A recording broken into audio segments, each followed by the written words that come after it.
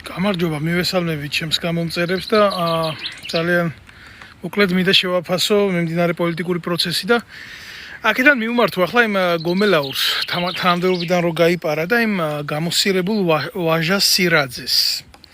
დაახლოებით 3-4 დღეა გასული, ხო? მეტი ხო არ არის გასული, რაც უპატიოსნეს კაცს ჩაუდევით ნარკოტიკი და დაიჭირეთ. სიგარეტს რო არ ეწევა, ისეთ კაცს ჩაუდევით ნარკოტიკი და დაიჭირეთ, ხო? და წაიყვანეთ იმის გულისთვის და დააპატიმრეთ, რომ ჩემი მეგობარია და რაღაც ქაღალდზე არსებული ორგანიზაციის წევრია, ექიმი, რომელიც ჯარისკაცებს თქვენს მიერ დაინვალიდებულ და გაუბედურებულ ვეტერანებს გვერდში ედგა და ეხმარებოდა. აი ეს გააკეთეთ თქვენ, იმიტომ რომ თქვენ მე ვერ მომწვით და გადაწყვეტეთ, რომ რადგან ცხენს ვერ მოერეოდით, ამიტომ უნაგირს დალეწავდით მაგ და დაიჭირეთ ეს პატიოსანი კაცი და აწვალებდით და იქ ორგანიზაციის ბეჭედისა და აქ და ეს გვითომ ახლა ჩემი ორგანიზაციის ბეჭედით იმაშვებოდა, რა ქვია, სამყარო გადატრიალდებოდა გეგონათ თქვენ და რაღაცა. დარწმუნებული ვარ, რომ ბევრი რაღაცის გაყალბებაში გინდოდათ მხოლოდ, რომელსაც მშვენივრად აკეთებთ და მშვენივრად ასრულებთ, მაგრამ თან ვიღაცის ინიციატივაც კი იყო ჯერა ეს ყველაფერი, იმიტომ ნელ-ნელა დაწყებული მაქვს ამ ყველაფრის შესწავლა. და თან რა არის, ცი გომელაური აცხადებს, რომ შვილი ყოლია, თურმე ახლა სომეხი რო ხმარობდა მაგიშვილს. არ ვიცი იმისგან, არ ვიცი მეორისგან, მე რომ მალავდა იქ საქართველოს საელჩო გერმანიაში გადასამალი პუნქტი რო ყოფილა ვიღაცის ინტიმური სკანდალების და შვილი ყოლია იმისგან და თურმე ახლა დაუცმობს ოჯახს ყურადღებას და შვილიშვილს მოეფერება პუჭებში თუ ყვერებში. ხო და არ გასულა ხო დიდი ხანი არ გასულა, რომ ძალიან მალე მოგიწია თანამდებობების დატოვება. თქვენ ხო გულახდილები არასოდეს არ ყოფილხართ. თქვენ ჩვეულებრივი ხართ, ნარკოდილერები, მაგრამ წადით რა სამსახური დატოვეთ და თქვენ ოჯახს შემოსავალი არ ექნება და გაუჭირდება და ვაისაცოდაო გომელაურის ოჯახო და ვაისაცოდაო გამოსირებული სირაძის ოჯახო. აი ამიტომ კი არა. უბრალოდ რა მოხდა, რატო არ უყვებით ხალხს, სინამდვილეს რატო არ ეუბნებით, რატო გაიქეცით? ისი გულისთვის გაიქეცით, ნარკოტიკის ჩადება გერა, ხალხი დაჭეხეთ შუა ქუჩაში და ხალხს დემოკრატიას უზღუდავთ კი არა, ელემენტარული თუ რამე თავისუფლების უნარი ქონდა, ხო? ისიც კი წაართვით და კარტიდან უხსნიდით ფულს და მკვლელობები ჩაიდინეთ და მაშინ არ გაქცეულ ხართ, მაგრამ რა მოხდა? რატო გაიქეცით, რატო არ უყვებით ამ ხალხს? რა მოხდა, რაშია საქმე? ხო მოგივიდათ ეს უდანაშაულო კაცის სისხლი, სრული ამ სიტყვის მნიშვნელობით თქვენ პოლიტიკურ სამსხვერპლოზე, სრული ამ სიტყვის მნიშვნელობით ხო წააკუდით ზედ ქათამივით თქვენ აბიჭრებო. მე გეტყვით რაშია საქმე. საქართველოს ბიუჯეტი რაც არის, საერთაშორისო ნარკოტიკი რაც ბრუნავს მთელ მსოფლიოში, იმისი -0.00000 არ არის მთელი საქართველოს ბიუჯეტი. რაც ირანიდან, ჩინეთიდან, კიდე პაკისტანიდან, ავღანეთიდან და ასე, ისეთი ტრასებია გაბმული, ეშმაკმა რო არ იცის და მათ შორის ახლა ჩვენი მდგომარეობა საქართველოს გეოპოლიტიკური არსი და არეალის რაც იყო საომარილელო არის და ის არ კარგავს თავის აქტუალობას და ძალიან დიდ გადაკვეთებში მოხვდნენ ბატონები, ეს ნარკოდილერები, სოფლიოს საერთაშორისო ნარკოტიკის. ხა ზღვიდან რაც ხდება და რაც გადის და რაც შემოდის, ახლა ეს სხვა საკითხია და მაგაზე მე თქვენ არ შეგაწყენთ. მაგაზე საუბრით თავს, მაგი განსჭის სხვა თემა არის, მაგრამ ხმელეთის მეფეები, ესენი ნარკო ბარონები, ვინც არიან გომელაურები, უშიშროების მინისტრები, ისინი. აი მათმა მოინდომეს ძალიან ბევრი ჭამა მოინდომეს. იმაზე მეტის ჭამა მოინდომეს, ვიდრე ოდესმე ამათ წარმოედგინათ. ბიძინა ივანიშვილმა მოისურვა თავისი ეგრეთ წოდებული დატორმუზებული ქონება, რომელსაც ასე თუ ისე შავად თუ თეთრად ლეგალიზაციას უკეთებდა მსოფლიო მასშტაბით, ის რაც შეუჩერდა იმ დანაკლისის შევსება მოინდომა ნარკოტიკით. და გადაყვა მისი ეგრეთ წოდებული მესამე და მეოთხე შრე, ესენი რა, რაღაცა ბიძინამდე არ მისული ტიპები რო არიან ეს, გომელაურები, სირაძეები, ესენი. აი მაგას გადაყვა ეს ტიპები რა. იმ დონეზე გათავხედნენ ბოლოს პატიოსან კაცი ნარკოტიკის ჩადება კი არა. ოფიციალურად თავი გამოაცხადეს ნარკოდილერებად. საქართველოს ნარკოდილერებად. დანარჩენი მთელი პროცესი, მთელი სახელმწიფო მიედინება სხვა გვერდზე და ბიძინა ივანიშვილი და მისი ეგრეთ წოდებული ჩამოსხმა პოლიტიკური ხროვა რაც აყავთ, ისინი მიდიან აბსოლუტურად სხვაგან. ამიტომ მოხდა ის, რაც მოხდა და ამას თქვენ არ გეტყვიან 1000 წელი, იზოლებული გახდნენ აი ესენი, ვინც უშუალოდ პირდაპირ ეშელონში იდგა ნარკობიზნესის და ნარკოდანაშაულის ჩაეწიათ გვერდზე. ამით ისინი ვერ დაიხსნიან საკუთარ თავს, ძალიან დიდი პარტიები გაჩერდა საქართველოში. ძალიან დიდი პარტიები, ძალიან დიდ ბიზნესში ჩაყვეს ამგენმა ხელი და არ ამგონია მე, ამგენს ახლა დიდი ხანი კონდეთ დარჩენილი. აი ეს მაფიოზები ვინც არიან, სერიოზული პოლიტიკური მაფიოზები მსოფლიოში, ვინც კურირებენ აი ამ ბიზნესს. აი ისინი ამოაბრძრელებენ ამათ პატარა ხანში. აი ეს მოხდა აქ მეტი არაფერი არ მომხდარა. ბიჭო, აბა პატიოსანი კაცი დასვამ შეკითხვას, ხო და ჩაულებრივ რეალურად მოაზროვნე მოქალაქე დასვამ შეკითხვას. მთელი შეგნებული სამყარო ამდენი ხანი დემოკრატიის შეზღუდვაზე, ხალხის ცემაზე, იმაზე ლაპარაკობს და მით უმეტეს პოლიტიკური გარემოს არარსებობაზე, პარტიების განადგურებაზე, დევნაზე და ესენი არ წასულან. როცა იმ კვლელობები ხდებოდა იქ, ბუნდოვანი მკვლელობები რაც ხდებოდა, ბაჩალიაშვილების, მისი მაჩალიკაშვილის მკვლელობა რაც ხდებოდა.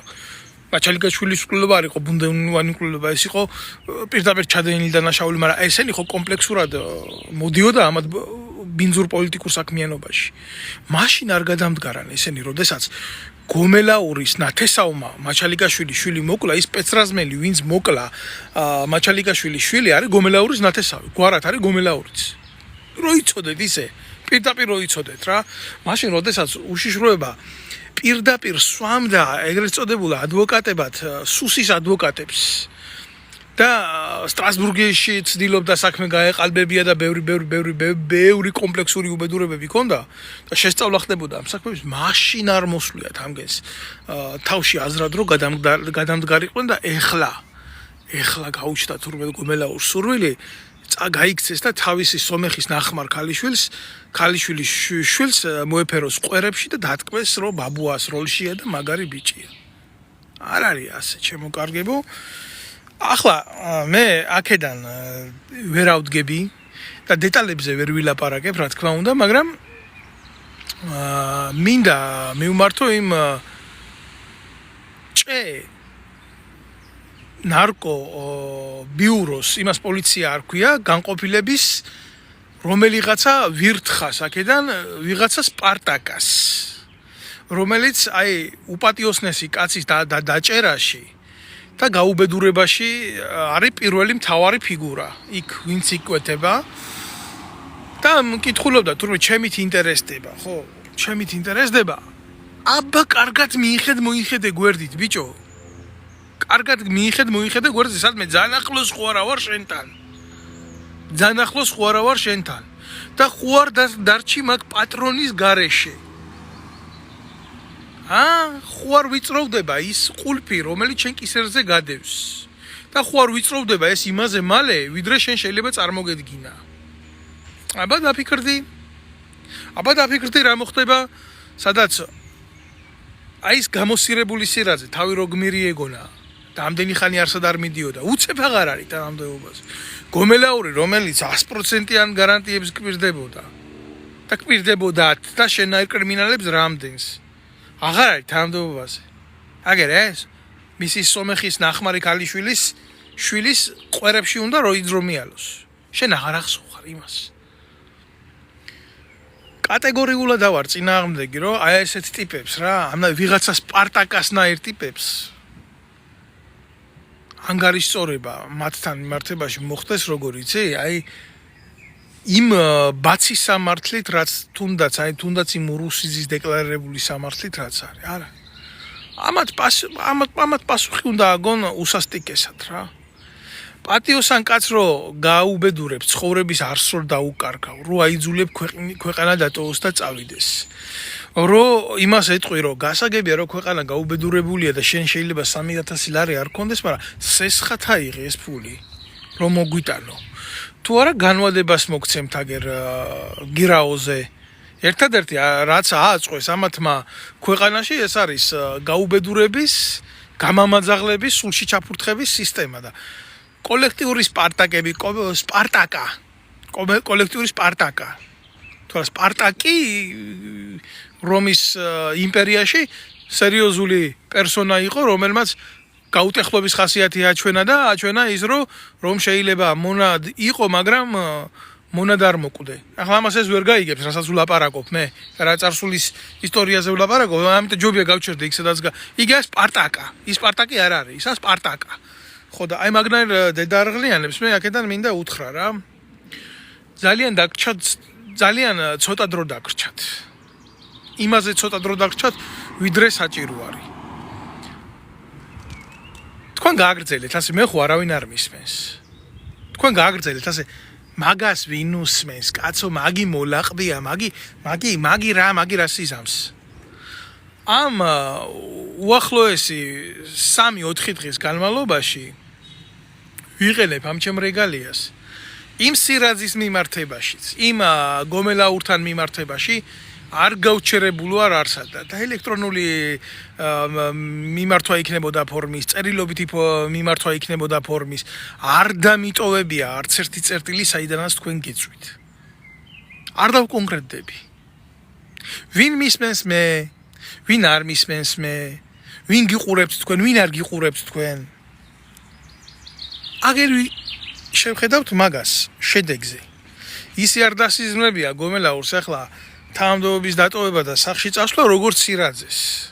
და ისი არ უნდა და არც ერთს და არც მეორეს, მაგრამ ის რეალობა რაც არის შექმნილი ხო არის რეალობა. ხო შექმნით რეალობად უპატიოსნეს კაც ხო ჩაულაგეთ წამალი და ხო დაიჭირეთ. ხოზი ხარ დღეს ორივე სახლებში. ერთ რაღაცას გეტყვით, ხვალდაზე სად იქნებით თქვენი პატრონი რო აღარ იქნება ბიძინა ივანიშვილი მაშინ. მე ვიცი ეს ყველაფერი როდის დასრულდება და როგორ დასრულდება ისიც ვიცი. და ისიც ვიცი როგორი იქნება თქვენთვის ეს ეგრეთ წოდებული კანეცი. ზუსტად ვიცი ეს. მაგრამ თქვენ თუ შეგიძლიათ თქვენ წარმოიდგინოთ თქვენი თავი უახლოეს მომავალში. აი ესეთ სპონტანურ მომავალში, რომელშიც თქვენ აღმოჩნდით ახლა, დღეს. მე ვიცი რომ თქვენ გულის სიღრმეში იცით თქვენი ადგილი სად არის, მაგრამ თქვენ არ გინდათ მაგი დაიჯეროთ. უბრალოდ არ გინდათ დაიჯეროთ. და რამდენი ადამიანი გყავთ თქვენ გაუბედურებული ბიჭო, უდანაშაულოთ და ასე უპასუხისმგებლოთ რა, რომ მინდა და დავაქციე, პარტია სჭირდება და დავაქციე. ვიღაცა სპარტაკა ვერ ადგება და უპატიოსნეს კაც ასეთ რაღაცას ვერ გაუკეთებს. თუ ესეთი რაღაცა არ იგეგმება სირაძისნაირი სირების კაბინეტში, თუ ამ სირაძეს შეთანხმებული არა გომელაურისნაირ ტიპებთან, თუ გომელაურისნაირ ტიპებს არა აქვს შეთანხმებული არალეგიტიმური პარლამენტის წევრ გნიდებთან და ასე შემდეგ. სად არიან ახლა ის ტიპები, ის ბერა ივანიშვილები, ცოტნე ივანიშვილები მიმართვა რო გაუკეთე და იმალებიან, გუბაზა სანიკიძის შვილები, სააკაშვილის შვილები, რატო იმალებიან? პოლიტიკაში ხო მოდიან, ხო უნდათ პოლიტიკა, ხო გამოდიან, ხო ლაპარაკობენ, ხო აქვთ გახსნილი საყერღელი. რატო ვერ გამოდიან და რატო ვერ მესაუბრებიან დღეს? რატო არიცავ სააკაშვილის შვილი მის მამიკოს ციხეში როა? თუ უდანაშაულოთაა იქ და თუ მაგის პოლიტიკური მართლობის მსხვერპლის არეშინია. რატო იმალება? ასე სიმპლექს რეჟიმში რაღაცას ვიტყვი და გავიმალე, ეგრე რატო? რატო არ გვერთვება აგერ ბიძინა ივანიშვილის შვილები და რატო არ გველაპარაკება იმაზე როგორი პოლიტიკა შექმნა მამამისმა? მასზე უპატიოსნესი კაცი რო გააუბედურეს და ჩაულაგეს შიგნით ჯიბეში ნარკოტიკი. რატო არ უნდა ამაზე პასუხი გასცეს? ეს პოლიტიკა ხო მამამის მოაქვს მის ქვეყანაში. გუბაზა სანიკიძე ყველა დირკაში ნამყოფი როა მისი შვილი. რატო არ გამოდის და რატო არ ლაპარაკობს იმას, რომ ეს მისი მამის პასუხისმგებლობის საქმეც არის. და ერთი ბუნაგიდან მეორე ბუნაგში გადმომჯდარი, აი ამ ყველაფრით ასე სახეს ვერ დაიმშვიდებს. რამდენი ხართ კიდე მაგნაირი ისაო, მამის შვილებიო, მამის ცოდვებიო შვილებს არ მოეკითხებაო. რატომ ანდამაინც სხვისი შვილები უბედურდებიან ქვეყანაში და თქვენ სხვისი შვილების სისხლზე რო ყვავი ხართ? ამაზე პასუხი რატო არ აგაქვთ? რა გეკეთებიათ თქვენ? თქვენი ქვეყნისთვის? რა ნაბიჯი გადაგიდგიათ, რა საზოგადოებრივი და სოციალური პლატფორმიდან გიმსახურიათ. დღეს რო პოლიტიკაზე გაქვთ პრეტენზია და პოლიტიკურ განცხადებებზე რო გაქვთ პრეტენზია. თუ ვინმე სიტყვა სიტყვის თქვენთან მიმართებაში პასუხს თუ ვერ გასცემს თქვენი მამიკოები, ამიტომ ზად არის ვინმეს მტკივნეული დარტყმა იმ წერტილში მიაყენოს, რომელიც აკრძალული ილეთით კეთდება, პატიოსანი კაცის დაჭერით და ნარკოტიკის ჩადებით. მე იმ პატიოსანი ბიჭზე ნარკოტიკის ჩადება კი ნებისმიერ ქართველზე რო მომხდარიყო ეს ორმაგად შეიძლება მტკენოდა გული. აი ეს ახარ თქვენ რეალობაში. ეს აუცილებლად ბუერანგივით დაგიბრუნდებათ. და აუცილებლად შეგროვდება ის თქვენი საურავი 3000 ლარი. ხვენია ბიჭო სადამდე დადით. და ივანიშვილის დედა ვატირე მე რომ მოდიოდა ხელისუფლებაში რითი მოდიოდა. და რა პოსტულატებით მოდიოდა და რას დაემგვანა. და აი როგორია ხელისუფლების სახე, როდესაც ის კარგავს კონტროლს, როდესაც ის კარგავს ყველანაირ შანსს იმისი, რომ რამენაირად მას გქონდეს იმედი ხელისუფლება შეინარჩუნოს. როგორი აგრესიული ხდება, როგორი მიუღებელი ხდება, რაზეა ის წამსვლელი. და აი რატო არ უნდა დარჩეს მართველი თანამდებობაზე კატეგორიულად დიდხანს, გონივრული ვადით დიდხანს, რომ ის რას შეიძლება არ დაემგვანოს. უბრალოდ ვერ დაემგვანები ვერაფერს, შენ თუ ის არ ახარ. შენ უბრალოდ შენ თავს ავლენ მართველობაში. მეტი არაფერი არ ხდება აქ. და სამწუხაროდ ასია ეს. კაცობრიობის ცოდვა არის გარყვნა და კაცობრიობის ტკივილი არის. ეს ახალი არ არის სამწუხაროდ რა. თუმცა მე ერთ რაღაცას გეტყვით აქედან ივანიშვილის შვილებო, სააკაშვილის შვილებო, გუბაზა სანიკიშვილის შვილებო, და ვინც ახართ რა, გუბაზა სანიკიძეს უძახი. მე მაგას კი არა, გუბაზა სააკაშვილია, ტრანსფორმირებული მორდაროა რა. აუცილებლად დაგღუპავთ თქვენ უდანაშაულო ადამიანების სისხლი. არ შეიძლება თქვენ პატიოსანი ხალხის სისხლი, რომელიც ჩუხჩუხებს. ის იყოს თქვენთვის მომტანი სიკეთის და წარმატების, ან თუ გინდაც მეყსეული პოპულიზმის. არ გამორიცხულია. მაგრამ თქვენ მოგიტანოთ რამე სასარგებლო და რამე დადებითი. თქვენ ხართ სასტიკად გაწირულები. თქვენ უკვე კაენის ნიშნის ქვეშ ხართ. და რატო ხართ კაენის ნიშნის ქვეშ იცით? იმიტომ რომ ძალიან ცოდვილი ადამიანების შვილები ხართ. და კანონი ასე მუშაობს. აუცილებლად გადმოვა თქვენზე გომელაურის შვილზე, სააკაშვილის შვილზე, აგერ ივანიშვილის შვილებზე. წეული თაობა ხართ თქვენ. აი ამის თქმა მინდოდა მე, მეტის თქმა არაფერი არ მინდოდა მე. მეტის თქმა არა. რაც შეეხება საპატრიარქოს, რომელიც ამ ცოდვებს უყურებს. მე ხარ რა ვიცი რა უნდა ველაპარაკო, ნარკოტიკის ჩადება კი არა, ციანიდის ჩადება, მაგათში ჩაულებრივი მოვლენა გახდა. თქვენ მარტო დადეკით და იმაზე ილაპარაკეთ, ვის რა რწმენა აქვს და როგორი რწმენა აქვს და რომ თქვენ ყველაზე მორწმუნეები ხართ და რომ სხვა არის ყველაზე ურწმუნო. შენ მე გულში ნდობა მითხარი და დაჯერება მითხარი რა. და ჭეშმარიტების რეალური რწმენა მითხარი თუ არა, რომელ გუნჩიც გინდა იქ იყავი და რომელი საზოგადოების წევრიც გინდა იქ იყავი.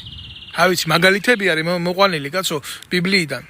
და რეალური მაგალითებია ეს, ამას ვიღაცა კი არ იგონებს, სული წმინდა წერდა ამას მოციქულების ენით, ხო? და შეხედეთ, აგერ რა, ყველაზე მცირე ერთ პატარა სიუჟეტს მოგიყვანთ ბიბლიიდან, როდესაც ქრისტესთან მიდის საოკუპაციო ჯარის წარმომადგენელი ის რომაელი მხედართმთავარი. და ეუბნება რომ ჩემი მოახლეო ავად გახდაო და განკურნეო, ხო? რას ეუბნება უფალი რომ ახლავეო წამოვალო შენს სახლშიო და განკურნაო შენ მოახლეს სახურსო და არაო არ არისო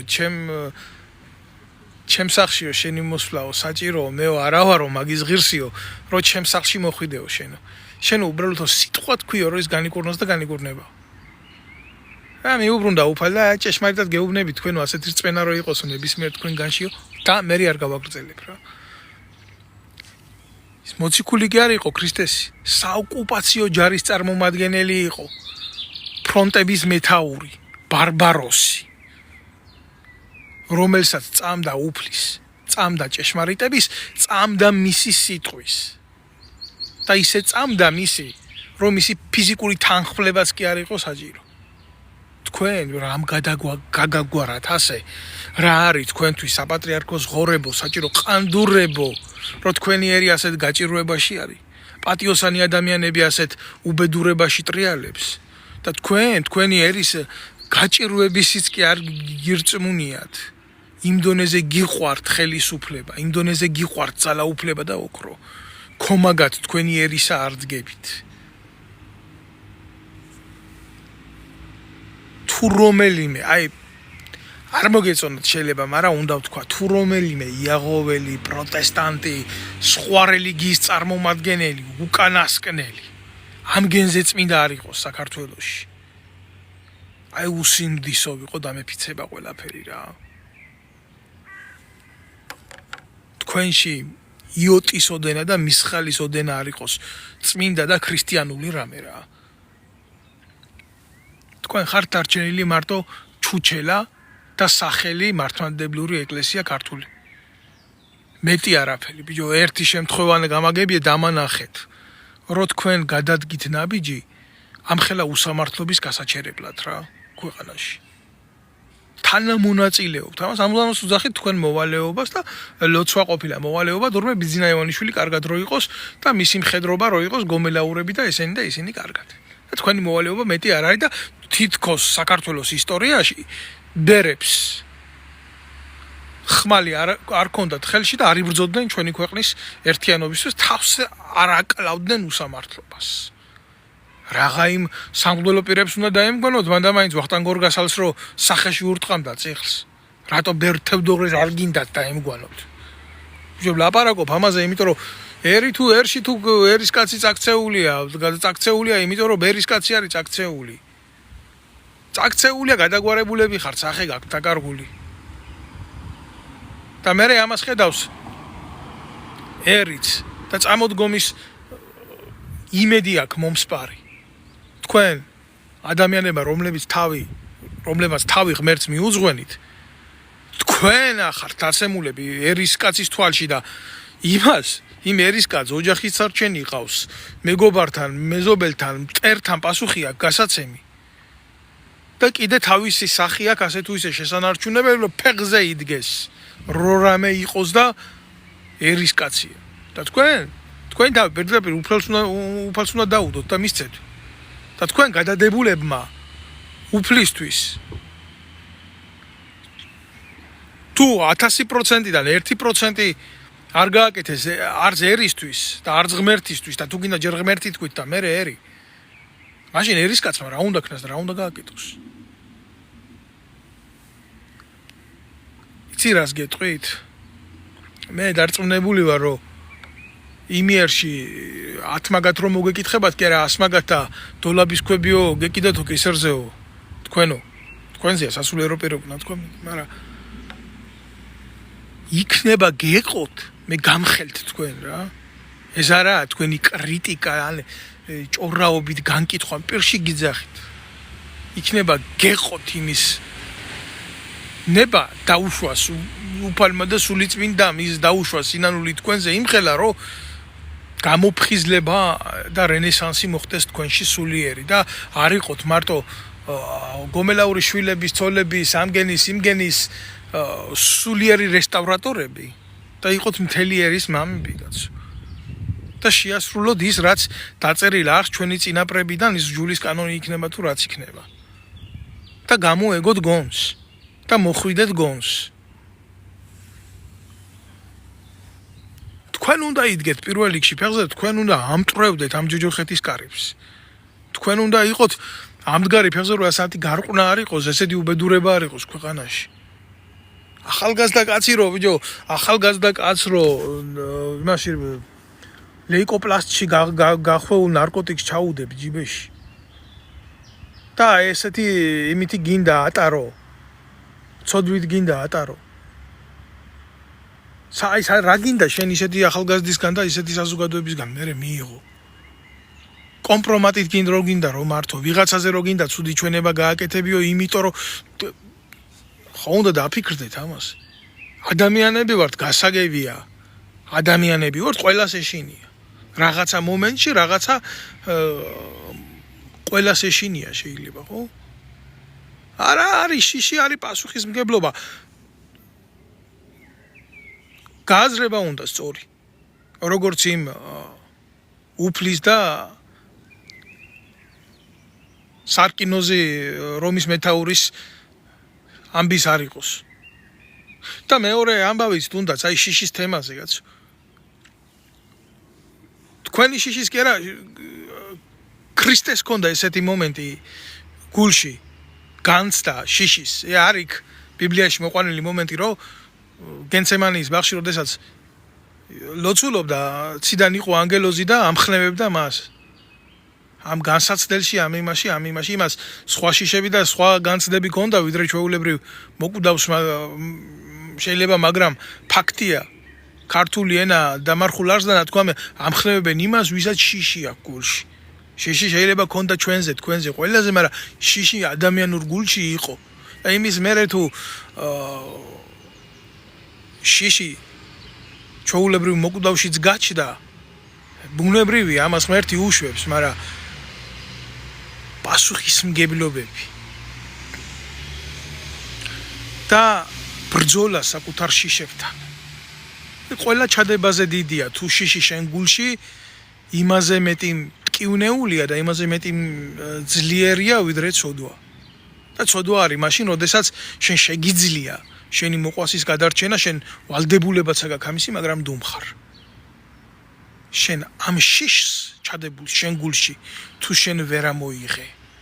ვერავინ ვერ ამოგიღებს. ნარკოტიკი შეიძლება ვიღაცამ ჩაგიდოს და ამოგიღოს და სანქცია მოგცეს ამაზე, მაგრამ შიშს რომელიც შენ გულში ჩაიდო და შენ იმას არ იღებ, არც გინდა ამოიღო, არამედ ემსახურები ამ შიშს ცოდვად ქცეულს იმას შენ ვერასოდეს ვერავინ ვერ ამოგიღებს. ამის თქმა მინდა მე ავიცი ხა რო კითხოთ ვინმე პატრიარქს უყვარსო ჩინური ანდაზებისო მოყვანაო და ახლა დაემხობით მერე და აი ასე პატრიარქს რადგან უყვარს ჩინურის არა მაგრამ ინდური ანდაზა არის ანდაზა არ არის ჩანაკია პანდიტის სიტყვებია ძალიან ცნობილი მეცნიერის მოაზროვნის და ჯერ კიდე მაშინ ქრისტე დაბადებულიც არ იყო რომ თუ ხელისუფალიო თავისი ცოდვების მონა ამას ვერ უშველისო ყველაზე ძლიერი არმია. და ეს ჭირს დღეს საქართველოს ხელისუფლებას ის არის საკუთარი ცოდვების მონა და ის შიში რომელიც ცოდვად იქცა კაცობრიობის გულში და რომელიც სისხლით გამოისყიდა უფალმა რატომღაც არა აქ რა არც ხელისუფალს არც ერში და არც ბერში იმის სურვილი რომ ეს შიში გულიდან ამოიღოს და განკურნოს. ამას ეწირება მთელი ერი და ამას ეწირება მთელი საზოგადოება. აი ამის თქმა მინდოდა მე დაარჩენი გასააზრებად მომინდვია ნებისმიერი თქვენგანისთვის, როდესაც აი ეს ცოდვა თქვენი შვილების, თქვენი ახლობლების უპატიოსნესი ხალხის თავზე იქნება, რომ თქვენ გატკენთ მერე ეს გულს, იმიტომ რომ ვიღაცამ ეს ცოდვა ჩადებული, აი ამ ცოდვის ამოღაღმოფრვაში, ამ სარეველას მოთხრაში, როგორც გინდათ ამას ისეთი ფიგურალური ფორმა მიეცით, მონაწილეობა არ მიიღეთ ამ ყველაფერში რა. აი ამის თქმა მინდოდა მე. Absolut, მეც არაფერს არ ვიტყვი და რაც შეეხება სპარტაკას შეუძლია გააგრძელოს თავისი საქმიანობა. როგორც აკეთებს და მე მაგას მივცემ ერთ პირობას. აქედან სამაგალითოს გაგხდი აუცილებლად. როგორც წესი მე არ მახასიათებს დავერიო პატარა წიწილებს. არ არის ეს ჩემი მოქმედების სტილი, მაგრამ შენ გამოგარჩევ განსაკუთრებით, იმიტომ რომ შენ ირგვლივ მყოფებმა შენი ბედის მაგალითი გაიხადონ ცხოვრების გაკვეთილად თუ რა შეიძლება არ უნდა გააკეთო და არ უნდა გააკეთო ის ნამდვილად, იმიტომ რომ რა შეიძლება დაგემართოს. თუ შიში ცუდი გაგებით მართავს ადამიანის გონებას, შიშს ბევრი კარგი რაღაცის გაკეთებაც შეუძლია ბარეორისთვის, იმიტომ რომ თუ შიშს ამ მოვლენას შეხედავ გარკვეული ამორფული ფორმით, შეიძლება შიშმა, როგორც რუსთაველი ამბობს, სიყვარულიც დაბადოს გულში, რომელიც არის ღმერთი. ღმერთი სიყვარულია, ამბობს ამას უფალი და რა მე მჯერა რა პოლიციის დანაყოფებში ამ ჩემს საუბარს მაინდა-მაინც ისე ვერ გაიგებენ, როგორც თქვი, მაგრამ არ არის აუცილებელი, ისინი ძალიან კარგად გაიგებენ იმ ნაწილს, რომელიც მათ შეეხოთ და მათ იციან ასეთ რაღაცებს რა მოყვება შემდეგ ხოლმე. ეს ძალიან კარგად იციან.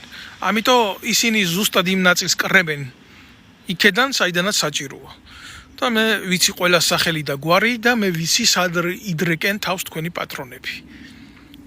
ეს ასე რო არ ყოფილიყო, მე ვიქნებოდი ნომერ მერამდენე თქვენი მსხვერპლი, რომელიც აქამდე გაგიუბედურებიათ და გაგიყვანიათ იმ რგოლში, რომელშიც გაიყვანეთ ეს უპატიოსნესი ბიჭი ამ რამოდენიმე დღის წინ. გმადლობთ.